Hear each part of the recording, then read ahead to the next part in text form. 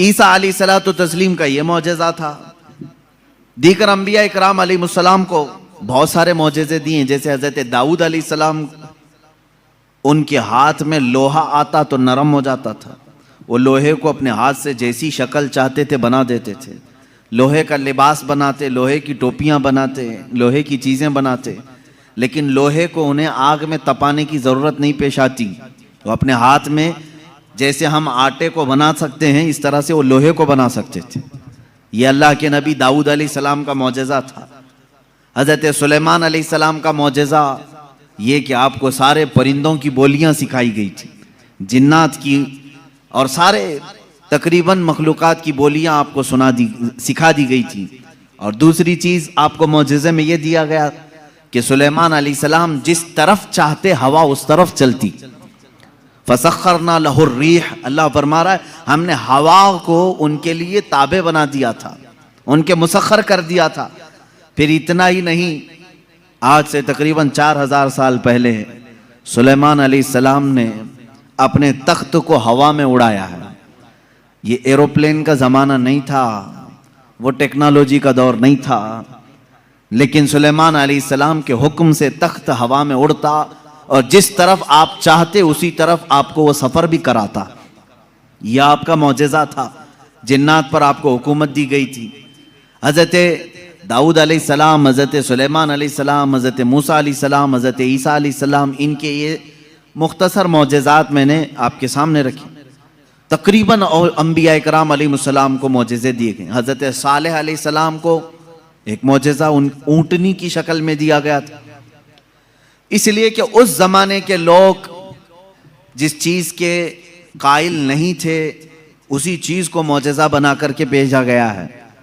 یعنی عیسیٰ علیہ السلام کے زمانے میں لوگ یہ کہتے تھے مرنے کے بعد دوبارہ زندہ نہیں ہو سکتے، عیسیٰ علیہ السلام کو وہی معجزہ دے کر بھیجا اللہ نے، مردوں کو زندہ تم کر کے دکھاؤ۔ جب نبی کر کے دکھا سکتے ہیں تو اللہ دوبارہ کیسے نہیں زندہ کرے گا۔ صالح علیہ السلام کے زمانے میں لوگ اس بات کے انکاری تھے کہ بغیر باپ کے کوئی بیٹا ہو نہیں سکتا، بغیر باپ کے کوئی بیٹا پیدا نہیں ہو سکتا، آدم علیہ السلام کیسے آ گئے دنیا میں، ایسا کیسے ہو سکتا ہے۔ صالح علیہ السلام کو اللہ تعالیٰ نے حکم فرمایا تم اپنی قوم کو لے جاؤ ایک پہاڑ کے پتھر پر، پتھر سے کہو کہ اس میں سے اونٹ پیدا کر کے دیں۔ حضرت صالح علیہ السلام نے اس پتھر کے پاس کھڑے ہو کر فرمایا تو پتھر سے ایک اونٹنی کا بچہ نمودار ہوا۔ اس اونٹنی کا نہ باپ ہے نہ ماں ہے اور اپنی برادری سے اپنی نسل سے بھی نہیں، بلکہ پتھر ایک جامد چیز سے اونٹ پیدا ہوا۔ اس اونٹنی کا ذکر بھی قرآن پاک میں ہے۔ یہ معجزے کے طور پر دیا گیا تھا صالح علیہ الصلوۃ والتسلیم کو۔ عزیزان گرامی، قرآن عظیم میں اللہ رب العزت یوں ارشاد فرماتا ہے، اے انسانوں بے شک تمہارے پاس ایک واضح دلیل آئی اور ایک چمکتا ہوا کھلا ہوا نور تمہارے پاس آیا۔ یہ واضح دلیل کیا ہے اور یہ روشن نور کیا ہے؟ مفسرین فرماتے ہیں دلیل سے مراد بھی ذات مصطفیٰ ہے اور چمکتے ہوئے نور سے مراد بھی ذات مصطفیٰ ہے صلی اللہ تعالی علیہ وسلم۔ دلیل کہتے ہیں کسی کے ذہن میں موجود شک و شبہ کو دور کرنے والی چیز۔ اب وہ جب نبیوں کے ساتھ آتی ہے تو اسی کو معجزہ کہتے ہیں۔ اور آج کی اس گفتگو میں ہم نے موضوع سخن بنایا ہے معجزات مصطفیٰ صلی اللہ تعالی علیہ وسلم۔ اللہ کے نبی صلی اللہ تعالی علیہ وسلم کے معجزات، یہ عربک ورڈ ہے معجز، جس کا مطلب ہوتا ہے عاجز کرنے والی چیز، سامنے والے کو ڈھیر کر دینا، اس کو عربی میں کہتے ہیں معجز کر دیا۔ یہ نبیوں کے ساتھ اللہ تبارک و تعالیٰ نے ایک قوت ایسی بھیجی کہ وہ اپنی حقانیت کے لیے دلیل کے طور پر کوئی ایسی چیز ظاہر فرماتے ہیں جو عام انسانوں کے سمجھ میں نہ آ سکے، اسی کو معجزہ کہتے ہیں۔ معجزے کی چند شرطیں ہیں، یہ یاد رکھیں، نبی سے صادر ہوگی تو معجزہ ہے، کوئی جھوٹا آدمی ایسا کرتب کر کے دکھائے تو اسے جادو کہا جا سکتا ہے، شعبدہ بازی کہا جا سکتا ہے۔ اللہ کا نبی اپنی حقانیت کے لیے، اپنے رسول ہونے کے لیے، اپنے نبی ہونے کے لیے جو دلیل پیش کرتا ہے وہی معجزہ ہے۔ تقریباً سارے نبیوں کو اللہ تعالیٰ نے اس شان سے دنیا میں مبعوث فرمایا، کسی نہ کسی معجزے کے ساتھ ہی انہیں بھیجا۔ سارے نبیوں کے معجزات اس مختصر سی مجلس میں گنائے نہیں جا سکتے، لیکن نبی جو معجزہ لے کر کے آتا ہے وہ اپنی قوم کے درمیان جس چیز کی ضرورت ہوتی ہے، جس چیز کا ماحول ہوتا ہے وہی لے کر کے آتا ہے۔ اب مثال کے طور پر موسیٰ علیہ الصلوۃ والتسلیم کا زمانہ جادوگری کا زمانہ تھا، بڑے بڑے جادوگر اپنے اپنے کرتب دکھاتے تھے، جس کو نظر بندی کہہ سکتے ہیں عام آپ، یا اس کو آپ میجک سمجھ لیں۔ آج بھی میجیشین ہے، وہ صرف نظروں کا دھوکہ ہوتا ہے۔ میجیشین کو خود معلوم ہوتا ہے کہ میں کوئی چیز بدل نہیں سکتا۔ کچھ لوگ تو نظر چرا کر کے اتنی تیز کام کرنے کے ماہر ہوتے ہیں کہ وہ چیز کو بدلتے بھی نہیں۔ آستینوں میں کبوتر رکھ کر کے کھینچ کر کے دکھا دینا، یا پھر پانی کے گلاس میں سے پھول پھینک دینا، یہ نظروں کا دھوکہ ہے، جس کو شعبدہ بازی کہتے ہیں۔ باضابطہ اس کی آج کلاسیں بھی چلتی ہیں، لوگ سیکھتے بھی ہیں۔ زمانہ موسیٰ علیہ الصلوۃ والتسلیم میں جو کرتب دکھائے جا رہے تھے وہ تو جادو کا کمال تھا۔ یہ وہ زمانہ تھا جب لوگ جادو کرتے تھے اور بہت ساری چیزوں کو بدل کر کے دکھا دیتے تھے۔ اسی لیے فرعون نے موسیٰ علیہ السلام کے مقابلے کے لیے جادوگروں کو ہی بلایا تھا، اس کا مقابلہ کرو۔ اور جادوگروں نے موسیٰ علیہ السلام کے سامنے جو چیز پیش کی وہ چھوٹی چھوٹی رسیوں کو زمین پر پھینک کر سانپ بنا کر کے دکھایا۔ سب سانپ بن کر کے زمینوں پر دوڑ رہے تھے۔ اللہ تعالیٰ نے موسیٰ علیہ السلام کو اس زمانے کا جو معجزہ عطا کیا تھا وہ آپ کا عصا ہے۔ جب وہ زمین پر ڈالتے تو اژدہا سانپ بن جاتا تھا، پھر اگر اسے پکڑ لیتے تو پھر لکڑی ہو جاتا۔ موسیٰ علیہ الصلوۃ والتسلیم نے جادوگروں کے مقابل میں اپنے عصا کو زمین پر پھینکا، وہ بڑا سانپ اور اژدہا بن کر کے سارے جادوگروں کے سانپوں کو ایک ہی سانس میں نگل گیا۔ اب اس سانپ کی ہیبت ایسی تھی کہ وہاں جو موجود تھے جادوگر، انہوں نے کہا آمنا برب موسیٰ و ہارون، ہم سب موسیٰ اور ہارون کے رب پر ایمان لے آئے۔ دوسرا جادو تو اب انہیں دکھانا بھی نہیں تھا، سیدھے وہ ایمان کی بات کر گئے۔ تو نبی جو ہے اپنے معجزے سے سامنے والوں کا عاجز کر دیتا ہے۔ اس میں واقعے میں آپ نے سمجھا کچھ؟ اگر یہ عام لوگوں کے پاس دکھایا جاتا تو ظاہر سی بات ہے ہم سمجھ لیتے کہ ہاں عام آدمیوں کو اس طرح کر کے دکھائیں گے تو ان کے ذہنوں پر حکومت طاری ہو جائے گی۔ لیکن موسیٰ علیہ السلام نے ان لوگوں کو عاجز کیا تھا جو آلریڈی جادوگر تھے، وہ جانتے تھے چیزوں کو بدلنا، تو وہ عاجز کیسے ہو گئے؟ ایک بار زندگی میں موسیٰ علیہ السلام کی لکڑی کو سانپ بنتے ہوئے دیکھ کر وہ اپنی پرانی ساری چیزیں چھوڑ کر ایمان لانے پر کیسے تیار ہو گئے؟ ان کو چاہیے تھا کہ ایک اور دوسرا جادو ٹرائی کرتے۔ میرے عزیزو، معلوم یہاں یہ ہوتا ہے کہ جادو جو ہے وہ نظروں کا دھوکہ ہوتا ہے۔ جو جادوگر رسیوں کو سانپ بنائے تھے انہیں معلوم تھا کہ یہ حقیقت میں رسی ہے، اس جادوگر کو وہ رسی دکھتی تھی، عوام کو سانپ نظر آتا تھا۔ جادوگر کو وہ چیز حقیقت میں وہی دکھتی ہے جو ہوتی ہے، لیکن لوگوں کو بدل کر کے دکھتی ہے، جادوگروں کو یہ معلوم ہوتا ہے۔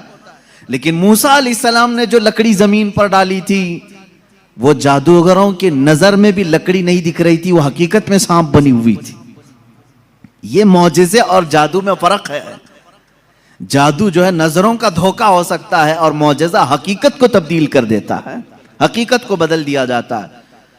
عیسیٰ علیہ السلام کو اللہ رب العزت نے جو معجزہ عطا فرمایا، مردوں کو زندہ کرنا، آپ مٹی کے پرند بناتے تھے، پرندے اس میں پھونک مارتے تھے تو وہ اڑنے لگ جاتے تھے۔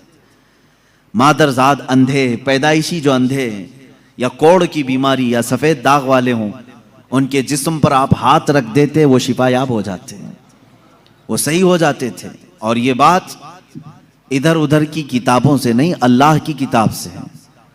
اللہ رب العزت نے قرآن پاک میں خود ارشاد فرمایا، عیسیٰ علیہ السلام کا قول ہے وَأُبْرِئُ الْأَكْمَحَ وَالْأَبْرَصَ وَأُحْيِي الْمَوْتَى بِإِذْنِ اللَّهِ، میں اندھوں کو صحیح کر دیتا ہوں، کوڑیوں کو صحیح کر دیتا ہوں، اور مردوں کو زندہ کر دیتا ہوں اللہ کے حکم سے. عیسیٰ علیہ السلام، اگر عیسیٰ علیہ السلام سے یہ سارے کام صادر ہوں تو یہاں کوئی شرک کا فتویٰ نہیں لگا تھا کہ غیر اللہ سے ایسے کام نہیں ہو سکتے. نبی بھی تو غیر اللہ ہیں.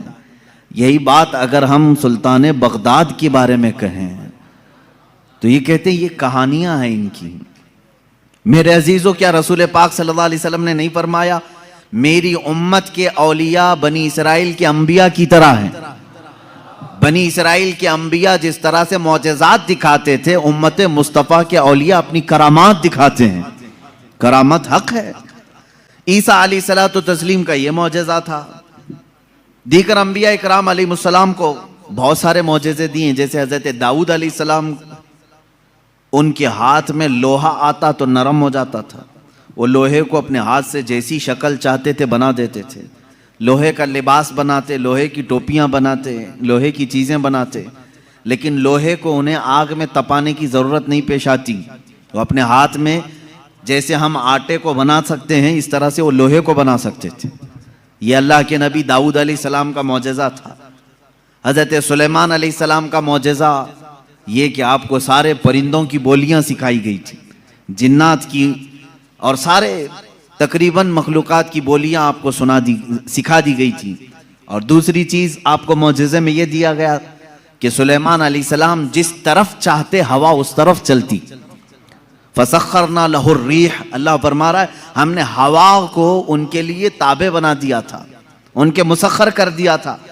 پھر اتنا ہی نہیں، آج سے تقریباً 4000 سال پہلے سلیمان علیہ السلام نے اپنے تخت کو ہوا میں اڑایا ہے.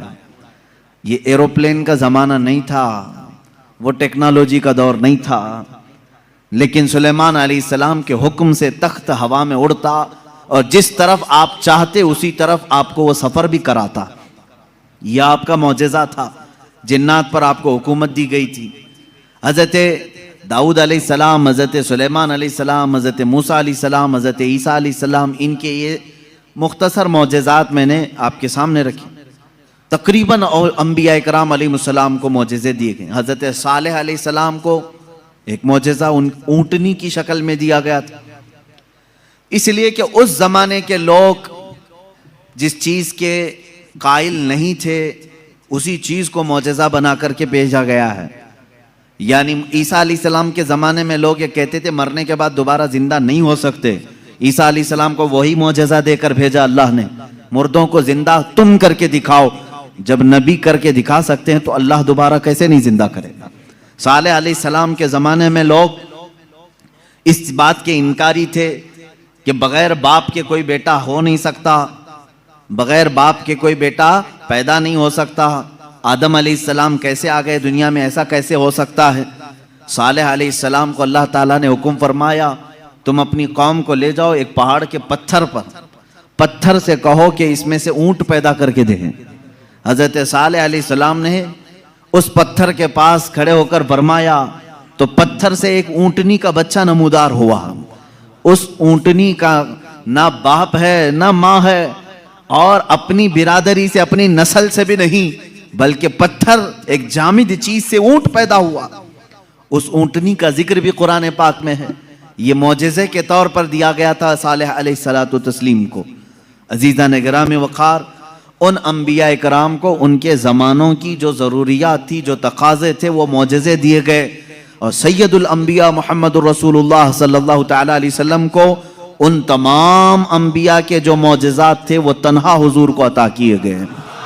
حسن یوسف دم عیسیٰ ید بیضا داری، آنچ خوباں ہمہ دارند تو تنہا داری. اے رسول پاک، یوسف کا حسن بھی آپ کے پاس ہے، عیسیٰ کا دم بھی آپ کے پاس ہے، اور موسیٰ کا ید بیضا بھی آپ کے پاس ہے. وہ تمام خوبیاں جو رکھتے تھے انبیاء، یا رسول اللہ تنہا آپ کی ذات میں اللہ نے وہ جمع کیا. امام عشق و محبت نے فرمایا ذات ہوئی انتخاب وصف ہوئے لاجواب، ذات ہوئی انتخاب وصف ہوئے لاجواب، نام ہوا مصطفیٰ تم پہ کروڑوں درود۔ ایک ذات ہے، ہزاروں وصف اس میں جمع کیے اللہ نے، ہزاروں وصف جمع کیے۔ اب معجزات میں شروع کرتا ہوں، اس لیے کہ ہمارا وقت بہت تیزی سے چلتا ہے اور وقت کی سوئیاں ہمیں کاٹتے ہوئے چلی جاتی ہیں۔ اللہ ہمارے وقت میں برکت عطا فرمائے۔ اس بات کو میں محسوس کرتا ہوں کہ جب میلاد مصطفیٰ ہو، رسول کریم صلی اللہ تعالیٰ علیہ وسلم کے تذکرے ہوں، آپ کو بھی احساس ہوتا ہوگا، آپ کو بھی احساس ہوتا ہوگا، مجھے خود احساس ہوتا ہے 1.5 گھنٹہ 2 گھنٹہ یا جس قدر بھی یہاں بیٹھے ہیں، کب وقت گزر گیا پتہ ہی نہیں چلا۔ محفل ختم ہوتی ہے تو ہم گھڑیاں دیکھتے ہیں، کیا ہم اتنی دیر تک بیٹھے رہے؟ پہلو میں درد بھی نہیں ہوا، پیٹھ میں کمر میں کوئی کسک بھی نہیں آئی، اس میں اتنا لگاؤ کیسے رہا؟ عزیزان گرامی وقار، اس سے بعض علماء نے یہ مسئلہ اخذ کیا کہ جب محبت کرنے والا محب اپنے محبوب کے تذکرے میں رہتا ہے تو اسے وقت کا اندازہ نہیں ہوتا۔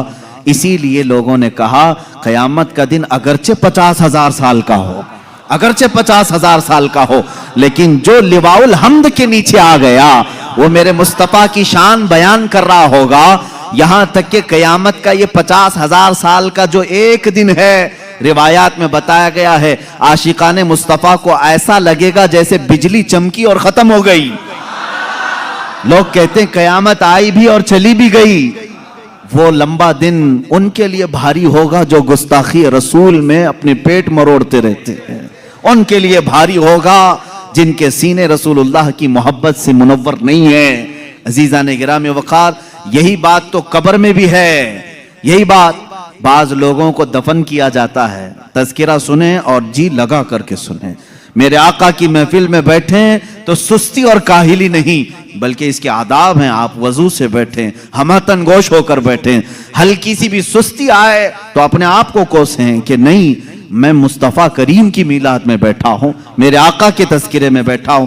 بعض لوگوں کو دفن کیا جاتا ہے، قبر کی زندگی معلوم ہے کتنی سخت ہوتی ہے؟ کہا گیا وہاں کا 1 منٹ 1 سال کے برابر ہو سکتا ہے۔ مردے پر وقت ہی نہیں گزرتا، وقت ہی نہیں جاتا، وہ روز انتظار کرتا ہے، روز انتظار کرتا ہے۔ لیکن بعض میتیں وہ ہیں جن پر وقت بہت تیزی سے گزر جاتا ہے، یہاں تک کہ قیامت کا سور پھونکا جاتا ہے، قبریں کھولی جاتی ہیں، لوگوں کو اٹھایا جاتا ہے تو بعض مردے یہ کہہ کر کے اٹھتے ہیں بار الہ اتنی جلدی قیامت آ گئی، کل ہی تو میرے گھر والوں نے دفن کیا تھا، آج میں میدان محشر میں جمع ہو گیا، جبکہ وہ 500 سال سو چکے ہوں گے، 1000 سال سو چکے ہوں گے۔ فرق کیوں؟ بعض مردوں پر وقت نہیں بیتتا، بعض لوگوں پر وقت تیزی سے چلا جاتا ہے۔ وجہ یہ ہے کہ جس کی قبر میں جلوہ مصطفیٰ نظر آ جائے، میرے آقا صلی اللہ تعالیٰ علیہ وسلم اس کی قبر میں آ جائیں اور وہ جلوہ جہاں آرا کو دیکھنے میں مصروف ہو تو قیامت کا سور پھونک دیا جائے گا، وہ انہی جلووں میں مست ہو چکا ہوگا اور اسے وقت کا احساس نہیں ہوگا۔ اے اللہ ہمیں اس جماعت میں شامل فرما۔ اب ہم